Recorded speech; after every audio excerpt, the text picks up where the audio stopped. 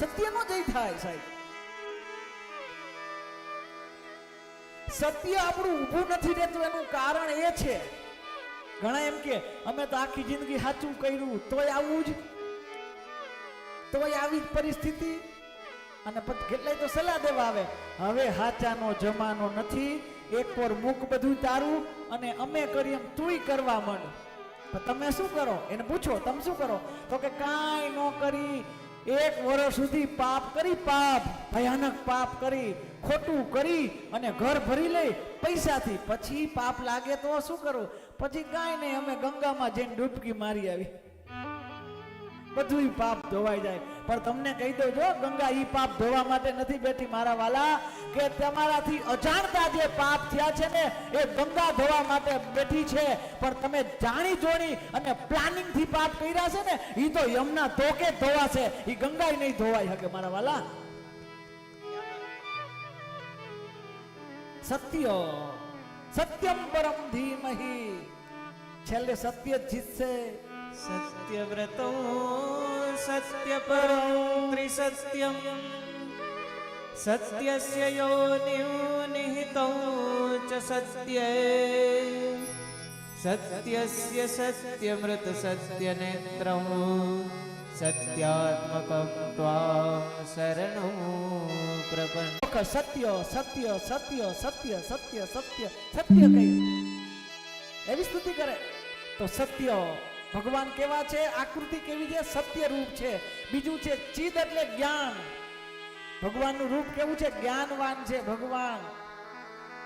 એ પુસ્તકોથી તો લાઇબ્રેરી થાય હગે મારા વાલા. પુસ્તકો ભેગા કરીને તો લાઇબ્રેરી થાય. પુસ્તકો વાંચીને કે પોથી પોથી એ બધું લાઇબ્રેરી થાય. એ બધી માહિતી છે, જ્ઞાન નથી.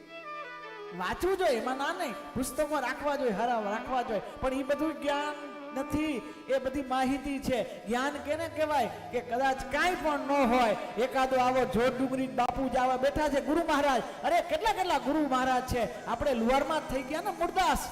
આવા સંતો ખાલી હાથ મૂકી દે ને ત્યાં પછી મુકમ કરો દીવા ચાલમ ભંગુ લગયન તે ગીરી.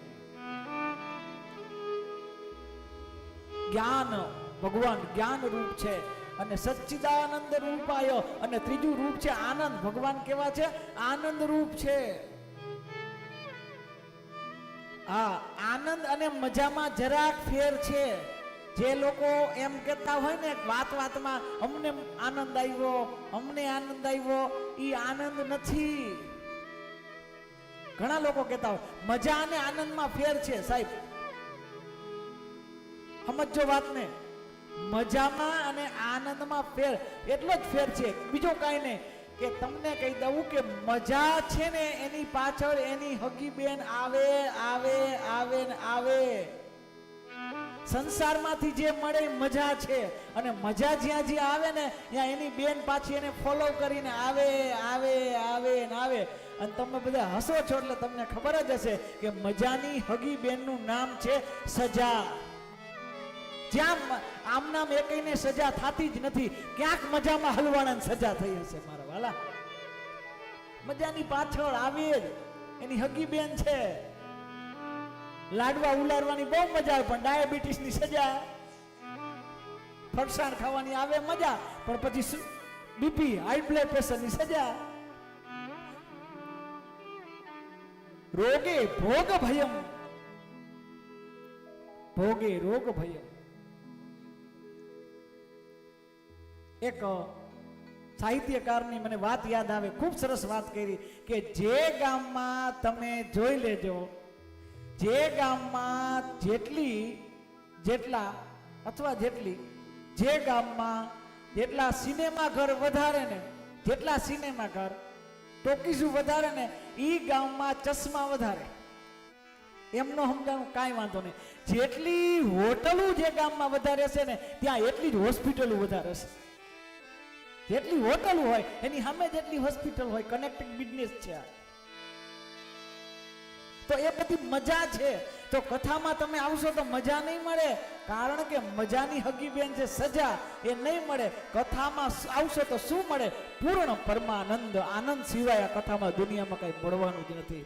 આનંદ આનંદ અને આનંદ છે.